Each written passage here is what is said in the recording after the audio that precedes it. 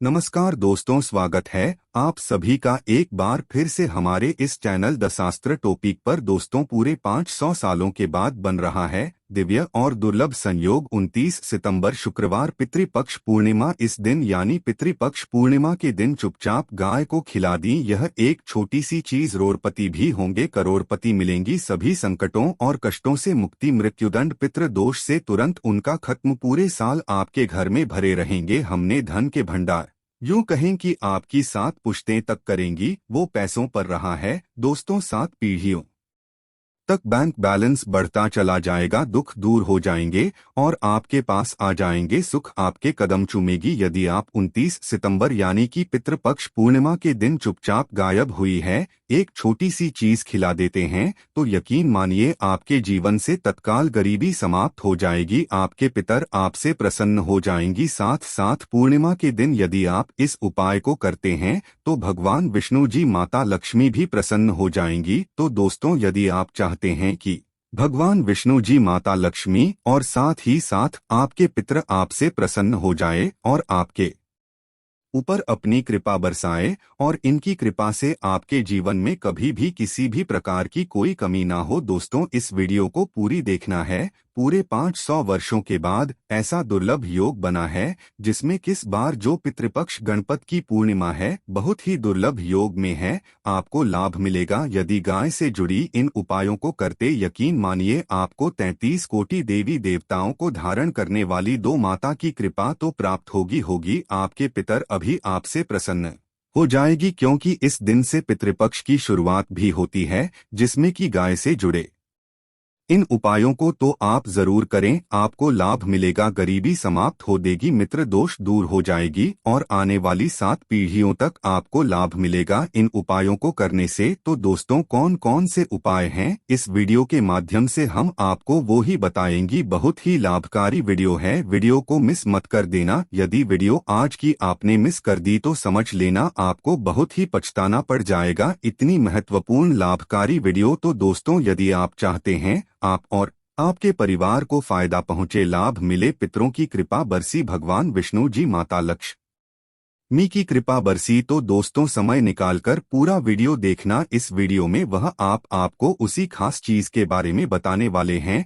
जो कि आपको गाय को जरूर खिलानी चाहिए पितृपक्ष भदभदा पूर्णिमा के दिन। दोस्तों पूरा वीडियो देखना, लाभ आपको अवश्य मिलेगा। या दोस्तों, वीडियो पाक शुरू करें सबसे पहले तो आपसे रिक्वेस्ट करते हैं वीडियो को लाइक कर देना और सच्चे दिल से कमेंट्स बॉक्स में जय श्री विष्णु, जय मां लक्ष्मी और अपने पितृदेव ओम पितृदेवाय नमः आवश्यक देना, जिससे आपकी समस्त मनोकामनाएं पूर्ण हो जाएं। और ज्यादा से ज्यादा वीडियो को शेयर जरूर करना जिससे कि और लोग भी इस वीडियो के माध्यम से बताए गए उपायों से लाभ प्राप्त कर सके। दोस्त आपको बता दे, हिंदू पंचांग के अनुसार आत्मा में आने वाली पूर्णिमा को हम भाद्रपद पूर्णिमा कहते हैं और पूर्णिमा की तिथि हिंदू धर्म में विशेष महत्व रखती है। बता दें कि भदभदा पूर्णिमा 29 सितंबर को है, इस दिन से पितृपक्ष की शुरुआत है तो इसे हम पितृपक्ष पूर्णिमा भी कहते हैं, जिसमें कि आपको अपने पितरों को प्रसन्न करने के लिए पितृपक्ष यानी श्राद्ध प्रारंभ होते हैं,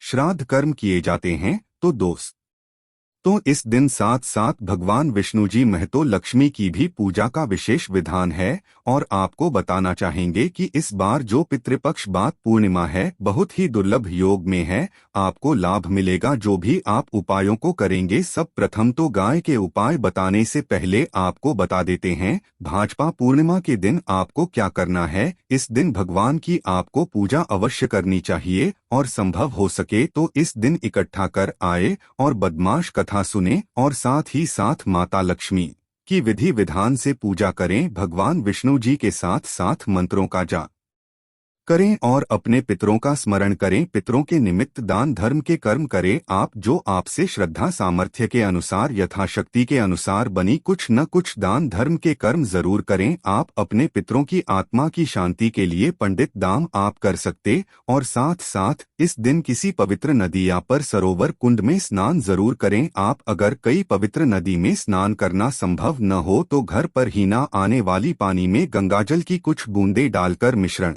करें तो लाभ आपको अवश्य मिलेगा। ध्यान रखना कि इस दिन अपने पितरों के निमित्त किसी जरूरतमंद व्यक्ति को या फिर ब्राह्मण को अन्न धन वस्त्र कुछ ना कुछ जरूर दान करें, जिससे आपके पितृ प्रसन्न हो जाएं और आपके पितरों की आपके ऊपर कृपा बरसे। ध्यान रखना, यदि आपके पितर आपसे प्रसन्न हैं तो आपको सफलता प्राप्त करने से कोई नहीं रोक सकता। तो दोस्तों, पितरों को प्रसन्न करने के लिए आपको कुछ न कुछ दान धर्म के क्रम शुरू करने चाहिए। और दोस्तों, अब बात करें कि गाय से जुड़े कौन कौन से उपाय आपको इस दिन यानी प्रतिपक्ष भाद्रपद पूर्णिमा के दिन जरूर करने चाहिए, जिससे कि आपके पुत्र आपसे प्रसन्न हो जाएं। भगवान विष्णु जी मतलब लक्ष्मी आपसे प्रसन्न रहें और आने वाली 7 पीढ़ियों तक कोई कमी ना हो। बैंक बैलेंस बढ़ता चला जाएगा। समस्त कष्ट दुख दूर, जो भी किसी भी प्रकार के बड़े से बड़े कष्ट है वे भी दूर हो जाते हैं। सुख आपके पास आ जाते हैं। हम सुनते हैं सुबह यदि आप गाय से जुड़ी उपायों को करते पूर्णिमा के दिन, जो कि पितृपक्ष के 29 तारीख से शुरुआत है,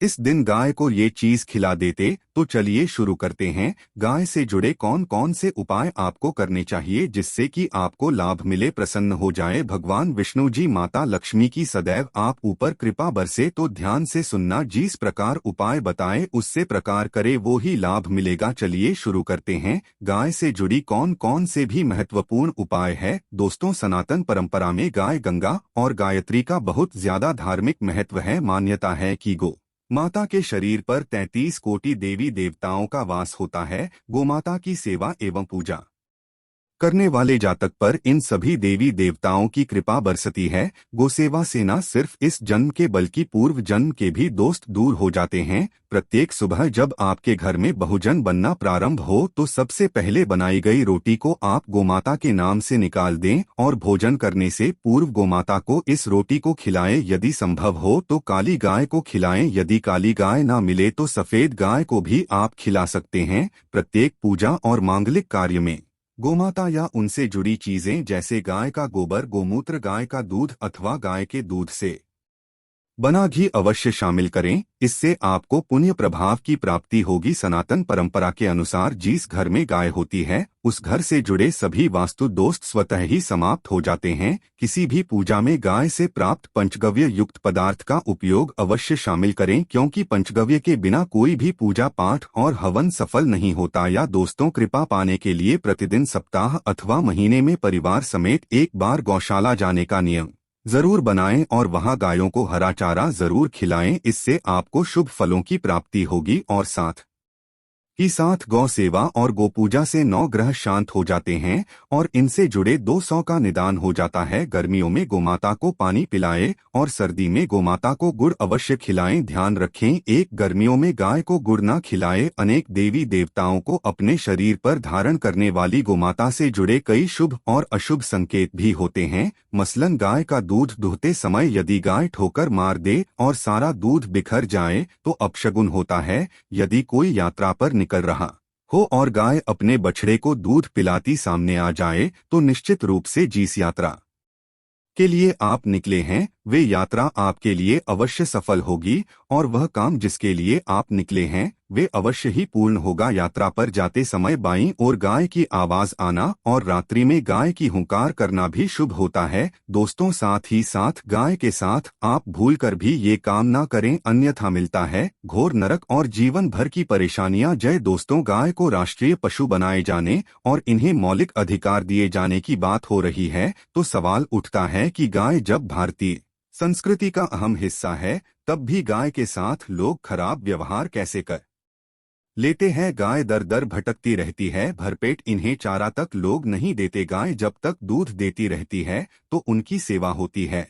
और जैसे ही दूध देना बंद कर देती है तो लोग इन्हें उनकी किस्मत पर छोड़ देते हैं, सड़कों पर और गलियों में भटकने के लिए। ऐसे में गोवंशी जीवों को कोई डंडे से मारता है तो कोई उन पर पानी डाल देता है, कभी वाहनों से लेकिन ठोकर लग जाती है तो कभी बीमार होकर बेचारी एक गाय दम तोड़ देती है। ऐसे में जरूरत है इन बातों को जानने की कि गाय को लेकर शास्त्रों में क्या कहा गया है, गाय के साथ आपको कैसा व्यवहार करना चाहिए या दोस्तों गाय को कभी भी मारना पीटना नहीं चाहिए। शास्त्रों में गाय को माता का दर्जा दिया गया है। गाय को मारने पीटने वाला माता को मारने पीटने वाले के समान पाप का भागी माना जाता है। ऐसे घरों को नरक लोक में वर्षों तक कष्ट भोगना पड़ता है। अगले जन्म पशु योनि में मिलता है। कथा है कि गौतम मुनि ने गलती से गाय को डंडा मार दिया था, जिससे गाय की मृत्यु हो गई थी और इस पाप से मुक्ति के लिए इन्हें वर्षों तक तपस्या करनी पड़ी। भगवान श्री कृष्ण जी ने बेल स्वरूप में आए व्रत असुर का वध कर दिया था, जिससे मुक्ति